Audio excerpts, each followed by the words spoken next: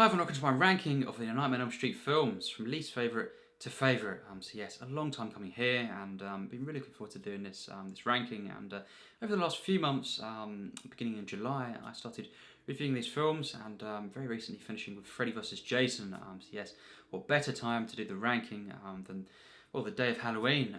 This will be uploaded on the 31st, and yes, happy Halloween, of course, and be a great time to kind of do this and get your rankings. That'd be so great. And yes, I will be including the 7 original Nightmare films, and Freddy vs. Jason won't be including the remake here. So yes, spoilers alert for these 8 films. If you don't want to kind of be given any potential spoilers, I'd say just be well versed in these films, and yeah. Just as well, this is my personal ranking, so yeah, it's just my personal ordering of the films, and many rankings out there, great videos on YouTube. Of course, your ranking could be different, and that'd be great to hear what it is in the comments.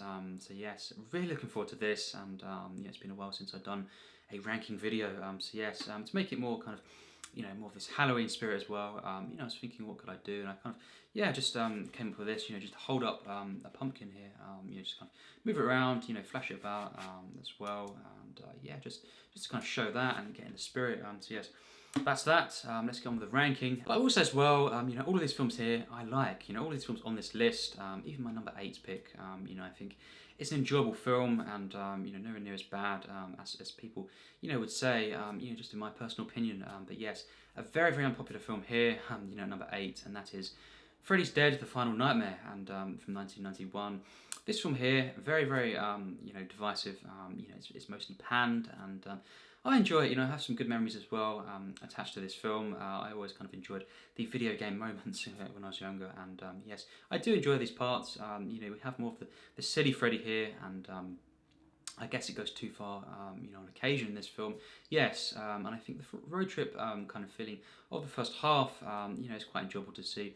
And that kind of clashes with the really heavy second half of, plot twists, exposition reveals, you could say, and things I guess, I had been waiting for, and many people have been waiting for many years in this series. When we finally got this, I think on this particular occasion, it could have been done better. I just think it was a bit too far in some areas, and it's just not handled as well as it could have been. Perhaps, in films like Dream Warriors, for example, where it does have reveals, but this one here feels, it doesn't feel as good as it could have been in the actual way it was delivered to us, from a storytelling standpoint, and yeah, a bit too much silly Freddy here, and it has some strange moments. Overall, an enjoyable film. I say this film has heart. It has a charm to it. Like all these films, they have this warm, fuzzy feeling that they give to me personally, and just some great memories with this film. And may not be my favourite. It is my least favourite. However, I like this film. I don't think it's bad. Again, it's very unpopular, mostly panned, but I think it's not that bad, and it's an okay film. But my least favourite, number 8, Freddy's Dead. So yes, number 7 is The Dream Child. Now this film here, again, this film I didn't like actually when I was younger. I watched this film, and I kind of I didn't respond to it too well, and there's some things that I completely forgot about this film. Rewatching it again very recently, it was a very nice surprise actually, because I do enjoy this film, and I think it has some really great moments here. Some of the visuals in this film are very interesting. It has this nightmare feeling that I think, yes, maybe Freddy's Dead lacks in some way. But this film here, it has that feeling. It has that kind of spirit, and the creativity here on display is very interesting to see. And hats off to just everyone involved for creating a unique film, one that goes a bit darker, but it does have these fun moments, in terms of humour and these wacky moments.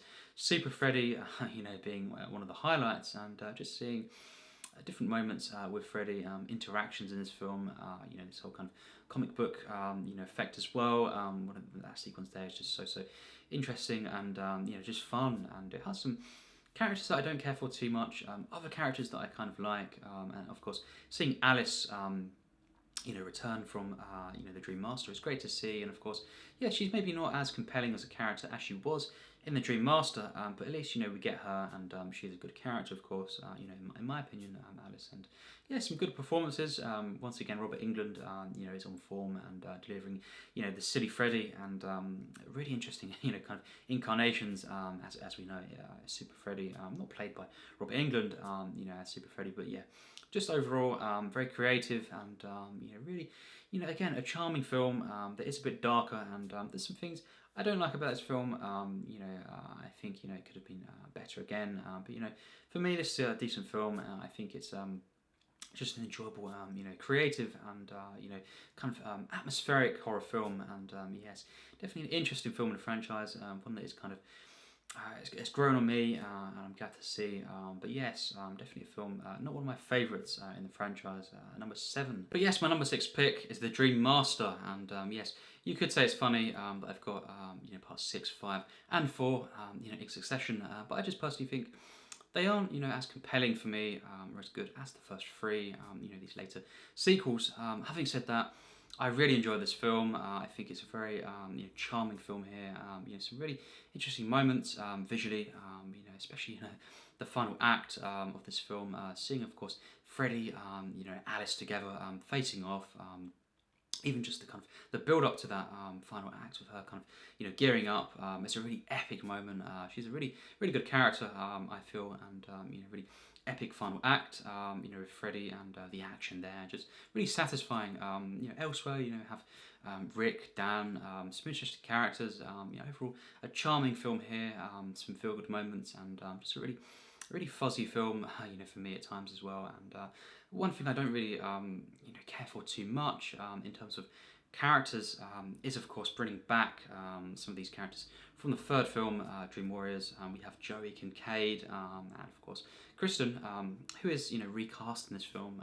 We don't have Patricia Arquette, which is fine. But seeing these characters on one hand is great, because of course they are great characters in my opinion. But on the other hand, having them killed off in the first act, really, it's very cheap in my opinion. I just think, just kind of it has this frustrating effect, and kind of unnecessary in my opinion. But nevertheless, they do have at least some interesting moments, early on, and just seeing them, it is kind of interesting, and it's kind of this novel effect. But it's a kind of a split for me there. But yeah, overall a good film, one that I enjoy. I really think, once again, very creative here, the visuals and just the ideas here. And good characters overall, especially Alice, is a standout for me. And yes, an enjoyable film, The Dream Master. There are just, films within this franchise that I prefer to this one. But yes, my number 5, it's quite a divisive film actually, and that is Freddy vs. Jason. To me, this is an epic film. I really enjoy this one, and really funny film as well. But you have of course, mainly in the final act, the actual title of the film, Freddy vs. Jason. Before this, we have Freddy using Jason as a pawn, in that sense, controlling other characters or picking them off, and actually allowing Freddy to kind of be reborn in this sense. He can come back because fear is within this town of Springwood, and we have Jason. We have this kind of Jason picking off these characters, kind of acting as part of the Friday the 13th series. At the same time, we have the kind of creativity and just kind of fantastical nature of the Nightmare on Elm Street franchise, and we have this really interesting mix here, and I think it's actually very well done. Really solid film here. Actually, some really good comedy. But what this film does is give us, actually for me, interesting characters as well, and it has this kind of sense of urgency, and just seeing, for example, Will and Mark breaking out of the kind of the hospital there at the beginning of the film, just kind of meeting up with different characters who, there are relationships going on, there are dynamics, of course, very compelling, I feel, and of course, just the kind of backstory to different characters. But yes, it's a fun film, some really funny moments, of course, and Robert Englund is, really on form in this film. What they do in this it's kind of used the silly Freddy to such a great effect, in my opinion. And also, you know, it's very violent. We've got these great kills, you know, of course. And I think just you know, the Jason kills in this film are so epic and just kind of, you know, gruesome, and the whole cornfield you know, sequence there in the middle of the film is just, you know, great to see, and really epic, and wow, some great memories as well with this film. First time I saw it, and yes, for me, a good film. You know, really solid, and yeah, just for me, I do prefer this, yes, to you know, 4, 5, and 6. So yes, Freddy vs. Jason at number 5. Next up, and all these films here, I really love. I think these are, you know, borderline great, you know, or just, you know, absolutely stunning films. And number 4, you know, is a film that I think the first time I saw this, I did not like it really, and it took another rewatch to kind of at least, you know, get a, you know, a good reaction from this film. But still, I didn't love this film. But you know, recently watching this one again, this is when it really took on another form, and I just loved it. You know, I think I really appreciated it this time round, and that is Wes Craven's New Nightmare from 1994. This film is just so creative, and really, for me, a fitting end to the original 7. While I like Freddy's Dead, The Final Nightmare, I don't think that's, you know, a truly worthy ending to these films. You know, the original kind of series here. But you know, this film here, for me, is you know, I just love seeing once again Heather Langenkamp. You know, essentially kind of reprising her role as Nancy later on in the film. But really, we have just seeing you know, Heather and the interactions, of course, between different actors or crew members, because this film is actors playing themselves, you know, these individuals playing themselves for most of the film, and it's really interesting to see. I really praise the legendary, of course, Wes Craven for coming up with this idea, and not kind of, once again, just making another film, you know, like these later sequels, but really just, you know, thinking it through, and creating a very unique film here, and one, you know, yes, I guess it's not really part of the universe for most of the film. In the end, you know, it kind of spiritually is, and it's this lovely tribute to the past films, and you know, I really love the final act. We have the first act at times is not something that I love, potentially. You know, I think it takes a while to grow on me, I guess, and to really, you know, sink in, you know, kind of the narrative in that sense. You know, there are some characters that aren't so great. You know, Chase, for example, is not great in my opinion. But you know, seeing Dylan and you know, Heather as well interacting, and all these different moments, really great to once again see the mother figure of you know, of Heather, but you know, this time actually being a mother, and it's really nice to see the progression over the different films that she starred in, of course, and just to see once again her reprising her role as Nancy is just great. It really is. Of course, John Saxon, the wonderful actor that he was, is in this film as well, and I love seeing John Saxon playing John Saxon, and then of course, just at the end, you know, the last act, seeing him as Donald, and it's just a really great moment, kind of transition, very gradual, very organic, this film in its narrative. In the end, you know, it's kind of, it pretty much is a great film for me, and you know, just borderline on that, and really enjoyable film here. I personally love the film, and it's great to see that I've, you know, kind of come around to this film very recently, and yes, at number 4. Next up, and this is a controversial pick, you could say, one that is, you know, a divisive film. Yeah, not much people would put this too high, but for me, you know, this just edges out New Nightmare, you know, in my enjoyment of the film, and that is Freddy's Revenge, the second film in the franchise. And this film here, you know, for me, is wonderful. It really is such an enjoyable film, delightful experience. Once again, rewatching this a few months ago, and just having such a great time with this.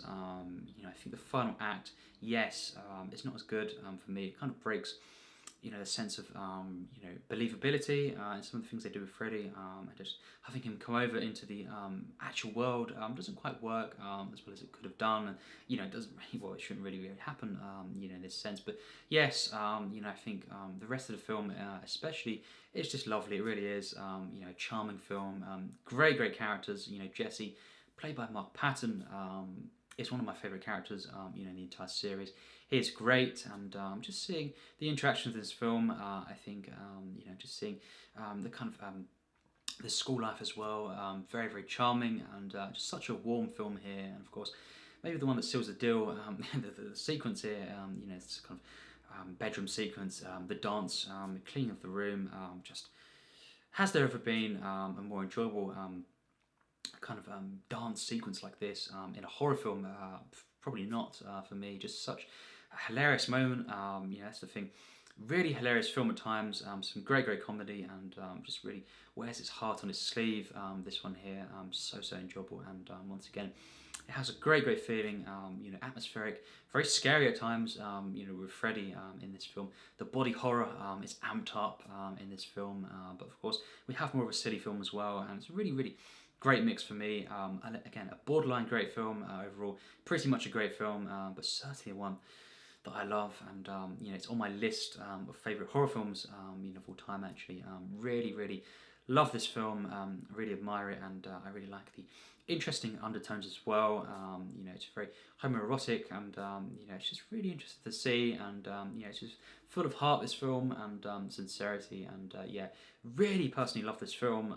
Again, not one that perhaps is near the top on most rankings, but it's my ranking, and for me, it's just such a wonderful film actually, and I really get behind this one, in the narrative, and just yes, the final act not as good, but still overall for me, definitely a film that I personally love. And so yes, my number 1 and 2, these next 2 picks, of course, very, very close. I must say that now. These films here, I absolutely love. They are both some of my favourite horror films of all time, actually, and absolutely stunning films. So creative. Absolutely wonderful characters. Just some of my favourite horrors. Absolutely, very, very close. In fact, I guess very recently I was stumped. I was kind of deciding what do I prefer out of course, the first and Dream Warriors, and I guess since this is a ranking, I have to pick one. I love them both so much. I think they're some of the best horror films ever made. Of course, Dream Warriors, is probably the best horror sequel ever made, and of course the original, again, just such a stunning film. For me, there is just one that edges out the other, that really just speaks to me a bit more. It's just a bit of a better film, and a bit more enjoyable, a bit more investing, but again, very, very close, but I had to pick one, and yes. And number 2, though, is Dream Warriors. This film here is magical. This film here is so epic. The characters, of course, Kristen being such a standout, and just seeing Kincaid, Joey, of course, they're the 3 that make it to the next film, in that sense. But, all of these characters, just this whole creativity, on display here. The visuals, of course, the actual kills themselves, but the way this film expands, the actual mythology, Freddy, of course, Amanda Kruger, in such a genius way, in which this is done. The reveal, all the way up until the final moments here, just so treated with such respect, sincerity, great, great storytelling here. Of course, Wes Craven writing this film, and this really shows. I think this is a stunning, stunning film. Just such a great character, so enjoyable. The location to this film, and just seeing these characters banding together. That's the thing. They all, are experiencing this trauma, of course, and yes, receiving therapy, but of course, Nancy essentially is one that understands these characters, and of course is kind of this mother figure to these characters, and it's so great what they do, bring elements from the first film and expanding upon them, and making this really unique film here that is absolutely stunning. Some actually masterful moments. The final act to this film is the best of the entire series in my opinion. But yes, such a stunning film. It takes the first act isn't as good as the rest of the film, but really, once this film gets going, so enjoyable, so warm, such a creative, just explosive film here, as a horror fantasy film, as well, just signature moments here, standout moments for me, the Wizard Master, so tragic, but just so epic at the same time. All these different characters are great, and you're just seeing other characters as well, believing, these individuals, just this sense of emotion, spirituality in this film is wonderful to see. The absolute greatest sequel for me by far, the entire franchise, and the only one for me that lives up to the original. Speaking of the original, yes, my number one pick is the original Nightmare on Elm Street film from 1984. This has always been one of my favourite horrors of all time, and really among my favourite films. This film here, absolutely legendary. For me, one that really, I guess, the final act, the last 20 minutes or so, isn't as good. It maybe isn't as good as the rest of the film. It kind of slightly falters to its actual potential.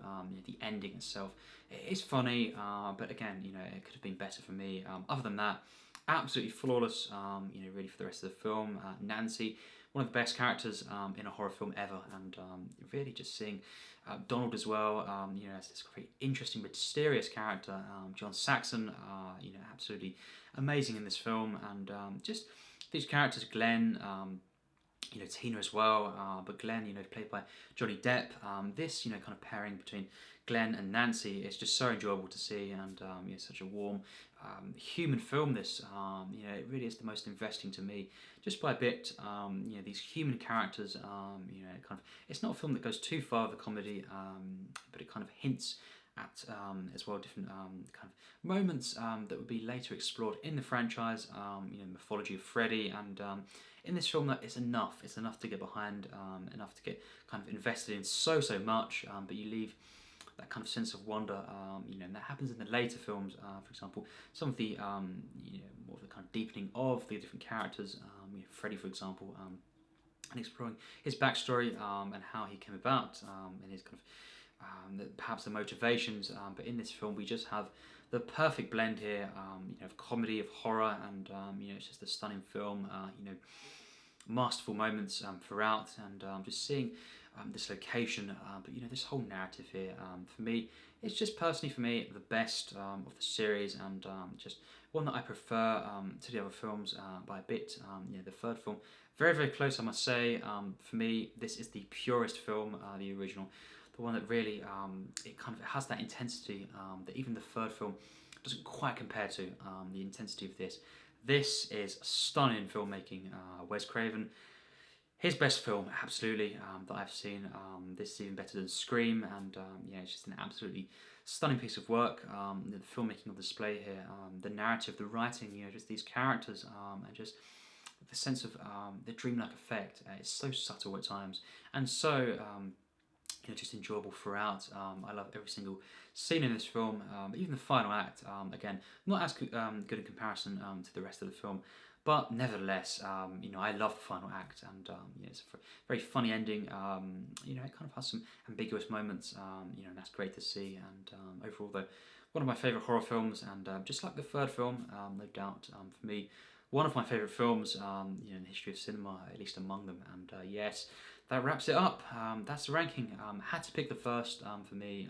I've seen it the most, and just to me, it's the one that kind of it edges out the third even, and certainly the rest of the films as the absolute pinnacle, the purest and just most wonderful film in the franchise. It's just my favourite.